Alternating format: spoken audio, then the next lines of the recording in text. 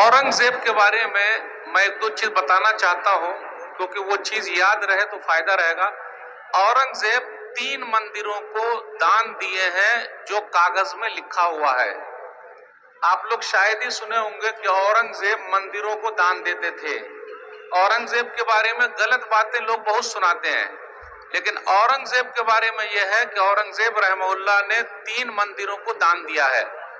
3 मंदिरों का नाम मैं आप लोगों को बताऊंगा, नाम याद रखिएगा। नाम यह है उज्जैन की महाकाल मंदिर। मुखिया जी को मालूम होगा सर, उज्जैन की महाकाल मंदिर। उज्जैन की महाकाल मंदिर को औरंगजेब दान देते थे और वहां पर उसके कागज में लिखा हुआ है। आप लोगों को मालूम था कि औरंगजेब उज्जैन की महाकाल मंदिर को दान देते थे? मालूम है लिखा हुआ? नहीं मालूम है।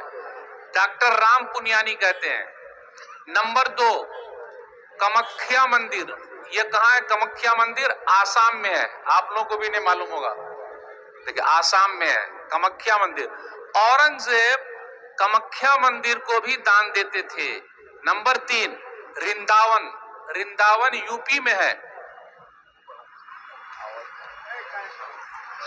रिंदावन यूपी में है। रिंदावन के अंदर भगवान कृष्ण की मंदिर है, इसलिए मैं उनकी तरफ इशारा करता हूं, उनको पता है, आप लोगों को नहीं मालूम होगा।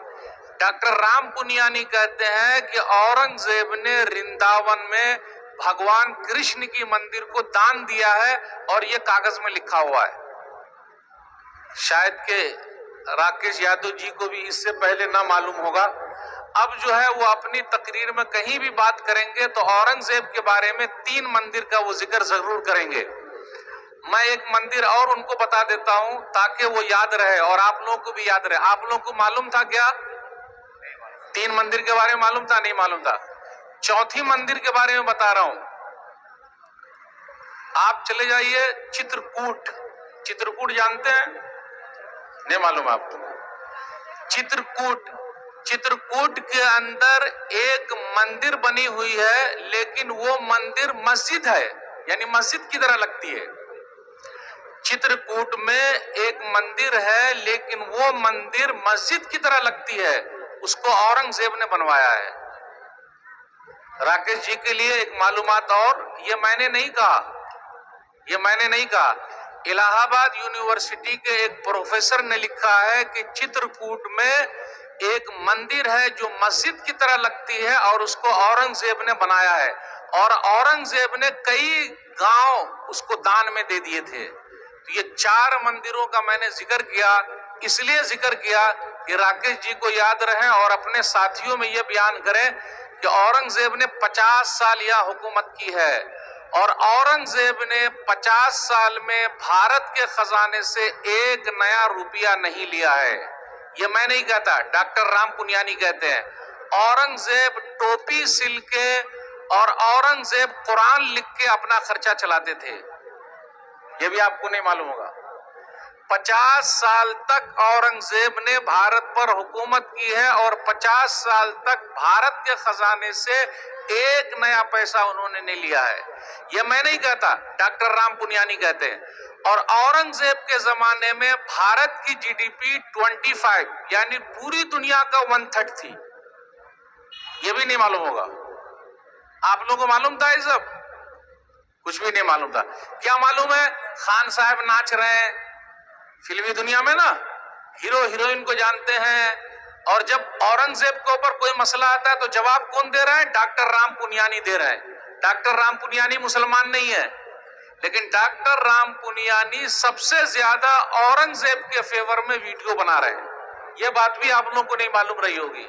मालूम थी? नहीं मालूम थी। इसलिए मेरे भाइयों, पढ़िए, मेरा वही कहना है, पढ़िए लिखिए, पढ़ोगे लिखोगे बनोगे नवाब, खेलोगे कूदोगे होगे खराब।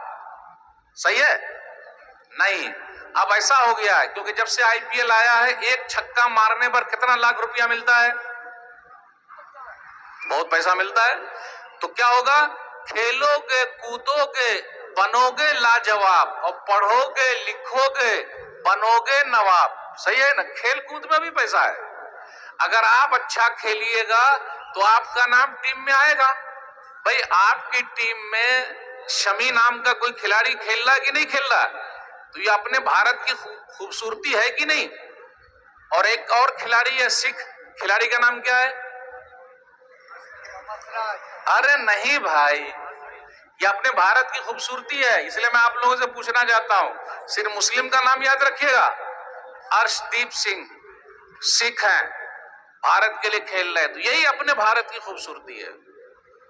और भारत को जिताते जा रहे हैं, सब लोग कोशिश कर रहे हैं। एक तरफ अगर कोहली है तो शमी भी है, सिराज भी है, अर्शदीप सिंह भी है, सब लोग मेहनत कर रहे कि नहीं कर रहे? तो हम सबको मिलकर भारत को आगे ले जाना है, इंशाल्लाह। बोले भी नहीं। अपना भारत तरक्की कब करेगा? जब सब मिलकर चलेंगे। अगर कोई भी पीछे रह जाएगा तो भारत कभी भी तरक्की नहीं कर सकता, वरना पूरी दुनिया में बदनाम हो जाएगा। यहां थोड़ा सा भी कुछ होता है पूरी दुनिया वाले को पता चल जाता है, क्योंकि अभी मीडिया का दौर है, कोई भी चीज छुप नहीं सकती। वैसे राकेश यादव जी ने कहा बाबरी मस्जिद के बारे में, लेकिन मैं तो यही कहूंगा कि सुप्रीम कोर्ट के जरिए ये हुआ है। हम सम्मान करते हैं, हम इज्जत करते हैं, हम एहतराम करते हैं। हमें सुप्रीम कोर्ट पर, हाई कोर्ट पर, लोअर कोर्ट पर, सब पर भरोसा है। भरोसा है कि नहीं भाई? सम्मान जरूरी है। अगर हम और आप सम्मान नहीं करेंगे तो करेगा कौन? इसलिए मेरे भाइयों, अहद करके जाइए, चाहे जो भी हो गया, इधर उधर जो भी आंख लड़ाता है उसको आंख नहीं लड़ाना। एक हदीस सुनाना चाहता हूं, मुस्नद अहमद की हदीस है, हदीस नंबर 22211, 22212 हदीस नंबर। एक नौजवान नबी सल्लल्लाहु अलैहि वसल्लम के पास आया और कहा, अल्लाह के रसूल सल्लल्लाहु अलैहि वसल्लम, मुझे जिना करने की, गलत काम करने की इजाजत दे दीजिए। तो लोग ना, अरे अल्लाह तौबा, क्या बात कर रहा है ये, क्या बात कर रहा है, अल्लाह तौबा। तो नबी सल्लल्लाहु अलैहि वसल्लम ने उसे बुलाया, प्यारे अंदाज से समझाया। हम में से भी कुछ नौजवान ऐसे, उनके लिए भी हमारा अंदाज बहुत प्यारा है। नबी सल्लल्लाहु अलैहि वसल्लम ने फरमाया, देखो सुनो, तुम्हारी माँ के साथ अगर कोई गलत काम करे तो वो गुस्से में आ गया, बोले रहे ऐसा? तो नबी सल्लल्लाहु अलैहि वसल्लम ने कहा कि लोग भी नहीं चाहते कि उनकी माओ के साथ कोई गलत काम करे। फिर कहा, तुम्हारी बेटी के साथ कोई गलत काम करे तो? बोले नहीं, ऐसा कैसे होगा? बोले लोग भी नहीं चाहते कि उनकी बेटियों के साथ कोई गलत काम करे। फिर कहा, अच्छा ये बताओ, तुम्हारी बहन के साथ कोई गलत काम करे तो? बोले नहीं, ऐसा कैसे हो जाएगा? फूफी के साथ, खाला के साथ? बोले ऐसा कैसे होगा? प्यारे नबी सल्लल्लाहु अलैहि वसल्लम ने दुआ कर दी और कहा, अल्लाहुम्मा अग़फ़िर ज़ंबहु व तहिर क़ल्बहु व हस्सिन फ़रजहु। ऐ अल्लाह, इनके गुनाह को माफ कर दे, इनके दिल को साफ कर दे, इनकी शर्मगाह को पाक कर दे। आगे आया हदीस में लिख के कि जब नबी सल्लल्लाहु अलैहि वसल्लम ने ऐसी दुआ कर दी तो मैं भी दुआ करता हूं ऐसे नौजवानों के लिए। जब नबी सल्लल्लाहु अलैहि वसल्लम ने ऐसी दुआ कर दी, दुआ में बहुत तासीर है, दुआ करते रहिए हमेशा। ऐसी दुआ कर दी, हदीस के अंदर आया कि फिर उसके बाद वो नौजवान कभी बुराई की तरफ नहीं आया। अल्लाह तौबा कर लिया, कान पकड़ लिया। इसलिए हम और आप जब ये चीज सुनते हैं तो अपनी सोसाइटी को अच्छा बनाने के लिए हमें और आपको आगे बढ़ना होगा, तभी हमारा भारत देश आगे निकलेगा। अगर हम और आप एक रहेंगे तभी हमारा फायदा होगा।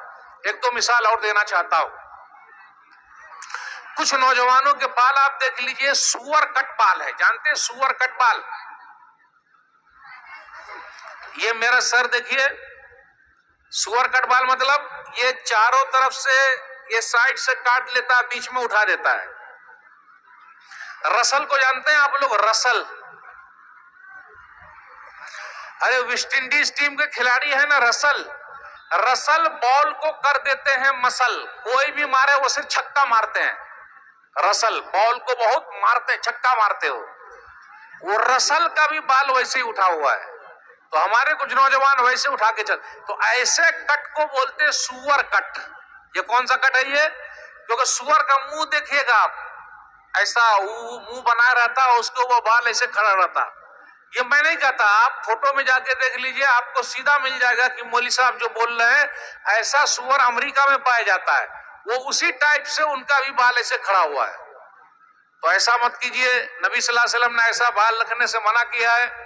हदीस के अंदर आया, सही बुखारी किताबुल लिबास हदीस नंबर 5920, यनहा अनिल क़ज़ी, कि नबी सल्लल्लाहु अलैहि वसल्लम ने ऐसा बाल काटने से, कुछ काट लिया जाए कुछ छोड़ दिया जाए, ऐसा करने से मना किया है।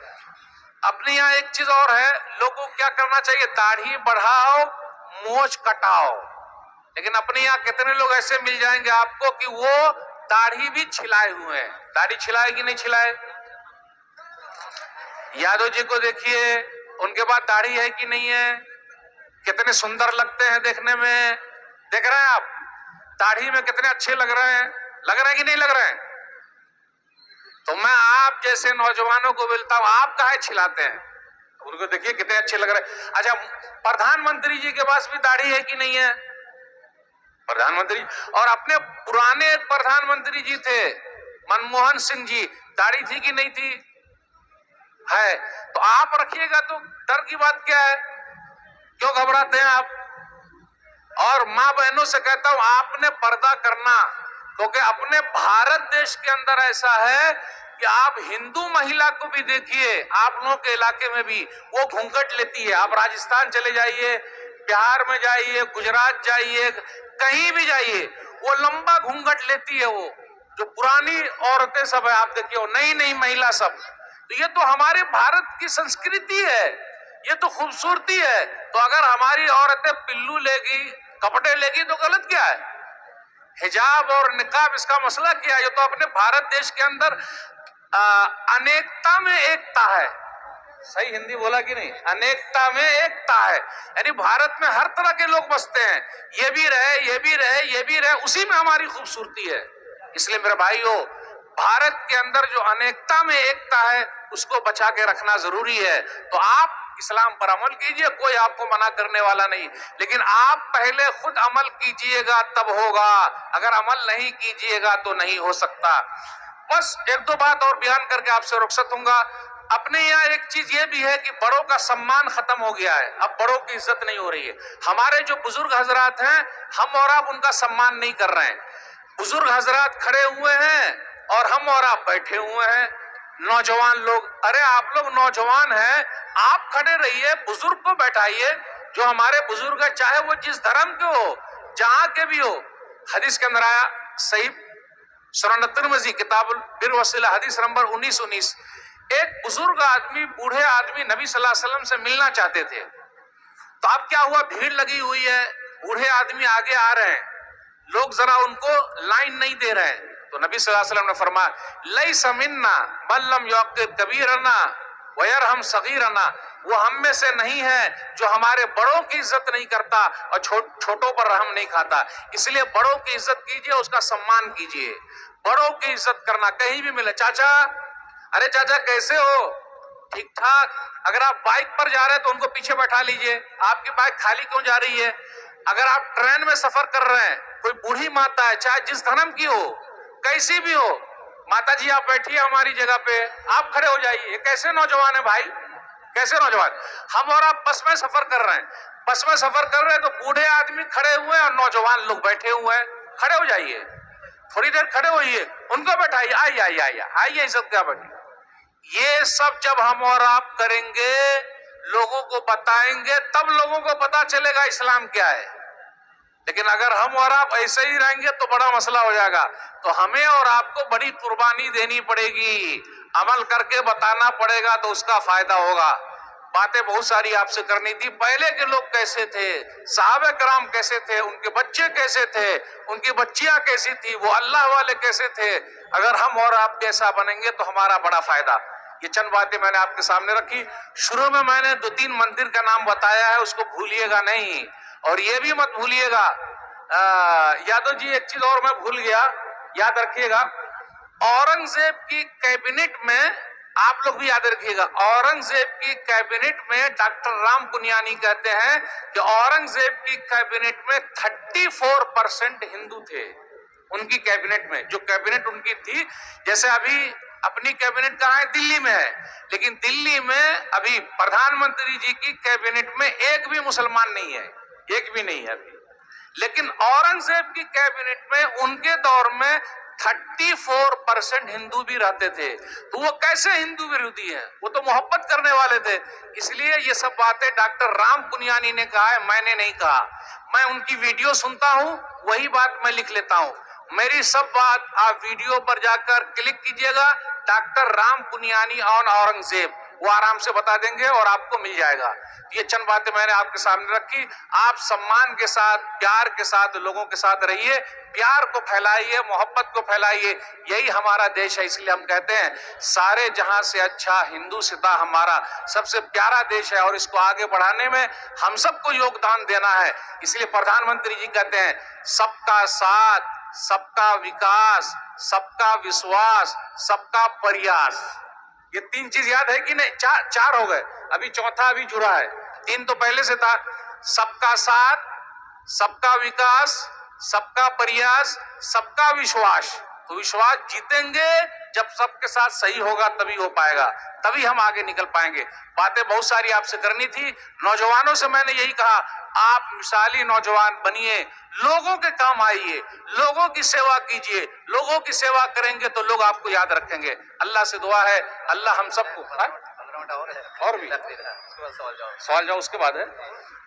अभी बात ये चली कि 15 मिनट मुझे और तकरीर करनी है। चलिए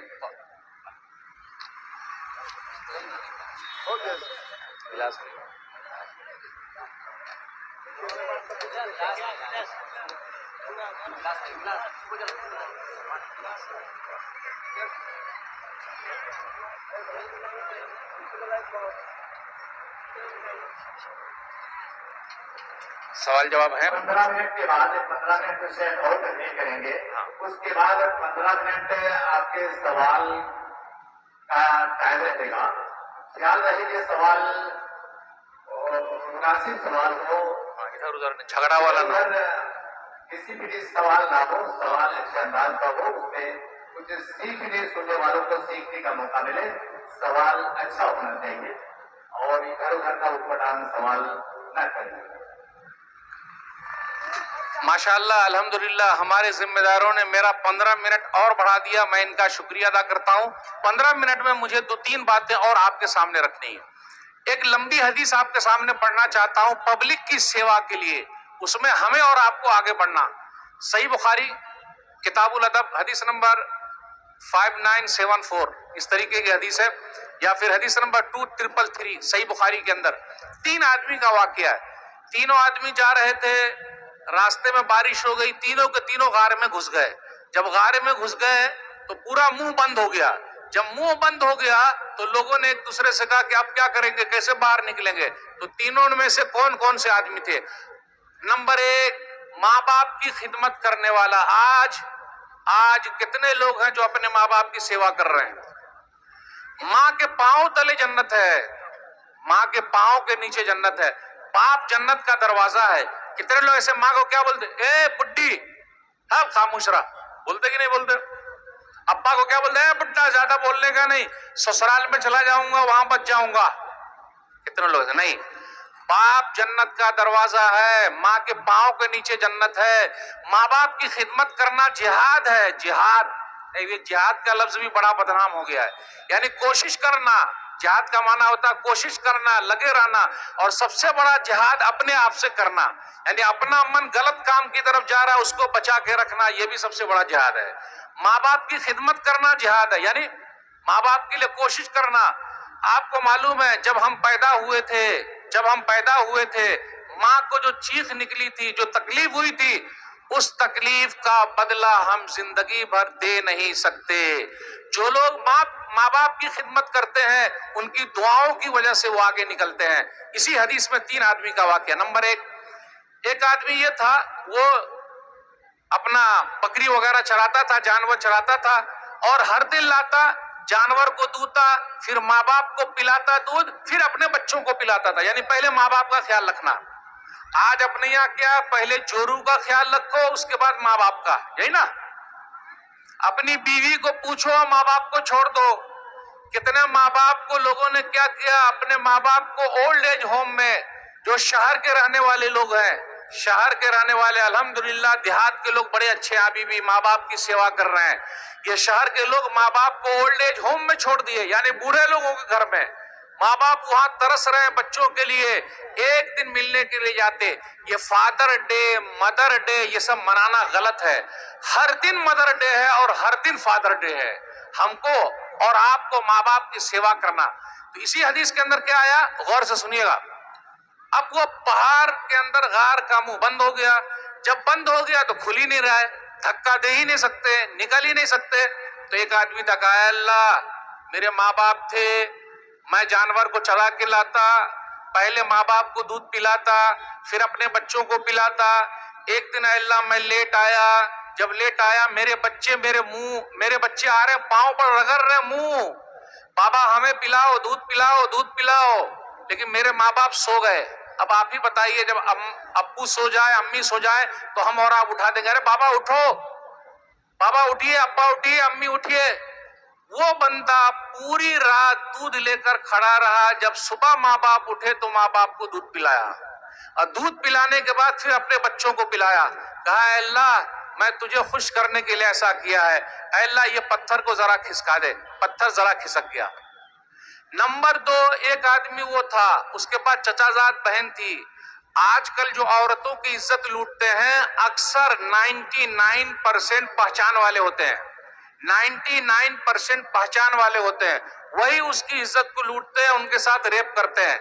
मेरी चचाजाद बहन थी, बड़ी खूबसूरत थी, मैं उसको बहुत चाहता था, लेकिन बड़ी अल्लाह वाली थी। उसके अंदर लिखा हुआ, बुखारी शरीफ की हदीस सुना रहा हूं, बहुत अल्लाह वाली थी। मैंने गलत काम के लिए उसको ये किया, लेकिन वो तैयार नहीं हुई।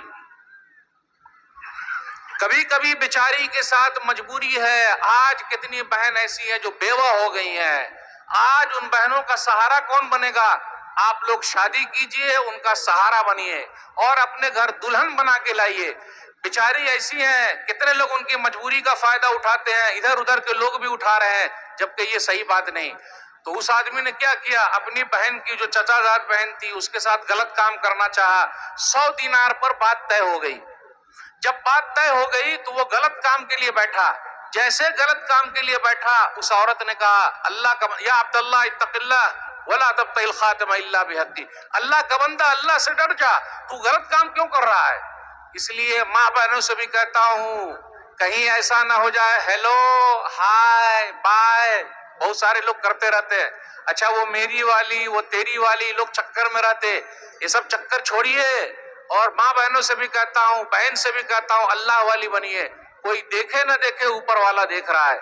जब उसने कहा, ऐ अल्लाह का बंदा, ऐ अल्लाह का बंदा, गलत काम मत कर, उसने गलत काम छोड़ दिया।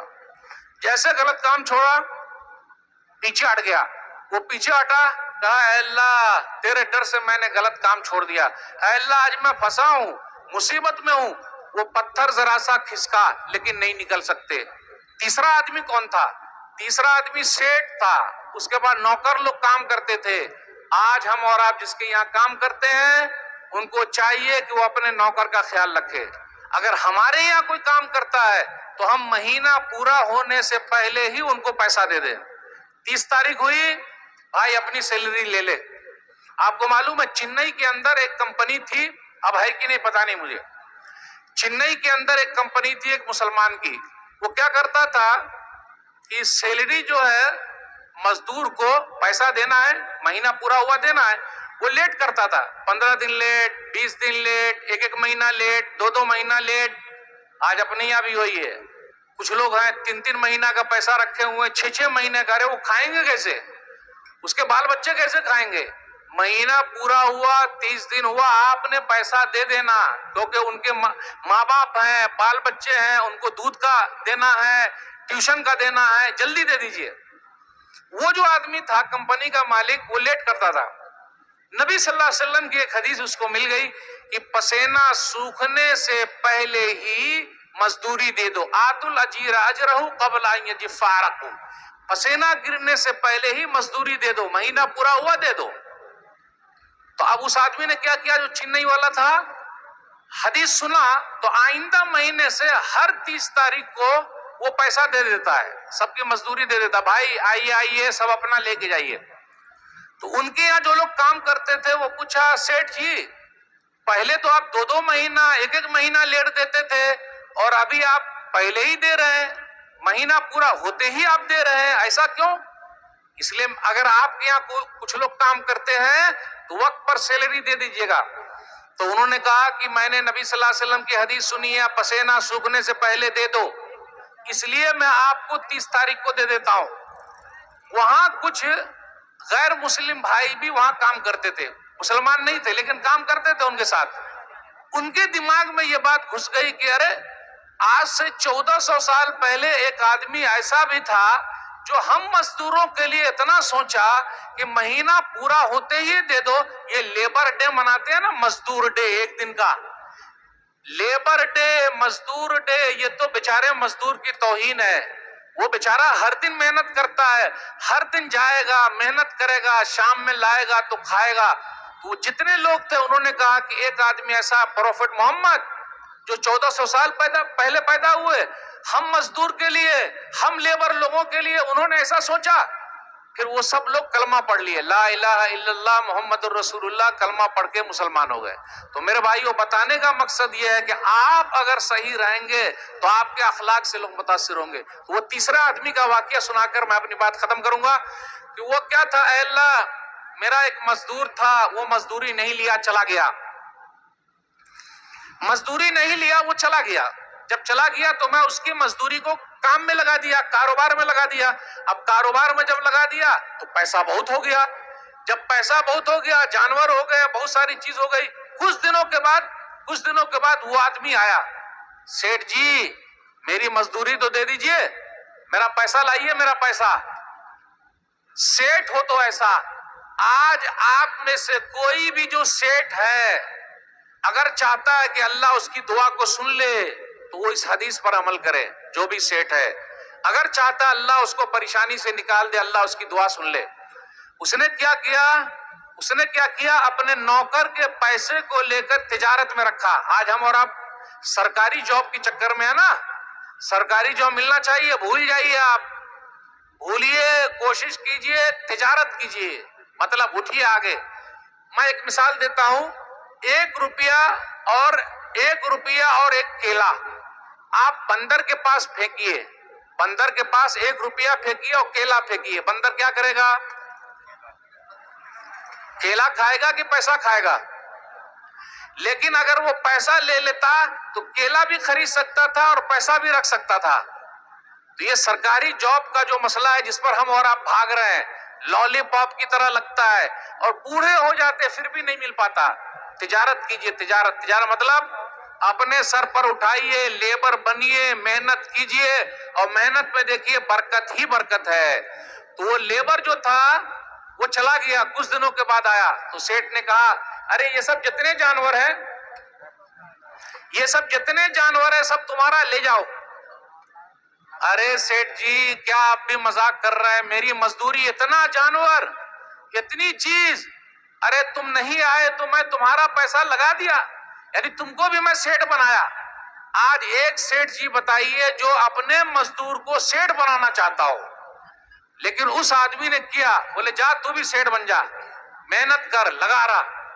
अल्लाह, तुझे खुश करने के लिए मैंने सब दे दिया, आज मैं फंसा हूं। आज तो हम और आप दूसरे का हड़प करने के चक्कर में इसका लिया, उसका लिया, फिर भी पेट नहीं भर रहा है, पेट नहीं भर रहा। और ये पेट कब भरेगा? जब हम और आप कब्र में चले जाएंगे, दुनिया में भरने वाला नहीं है। अल्लाह, परेशानी में फंसा हूं, अल्लाह तू निकाल दे। पत्थर जो है वो गिर गया और तीनों के तीनों वापस निकल आए। इस हदीस से ये पता चला मेरे भाइयों, हमें और आपको समाज को अच्छा बनाने के लिए कोशिश करना पड़ेगा। अगर कोशिश करते हैं तो बड़ा फायदा नजर आता है। बातें बहुत सारी आपसे करनी थी, इंशाअल्लाह किसी और मुनासिबत से आपसे बात करेंगे। अच्छा, मेरी उर्दू आपको समझ में आई कि नहीं आई ये बताइए? कितने लोगों को समझ में नहीं आई वो बताए? नहीं आई, मेरी उर्दू समझे ही नहीं, आ गई सबको, अल्हम्दुलिल्लाह। चलिए इंशाअल्लाह फिर किसी और मुनासिबत से बात करेंगे।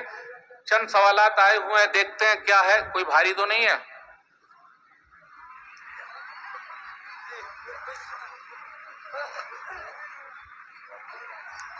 हाँ, कितने हैं?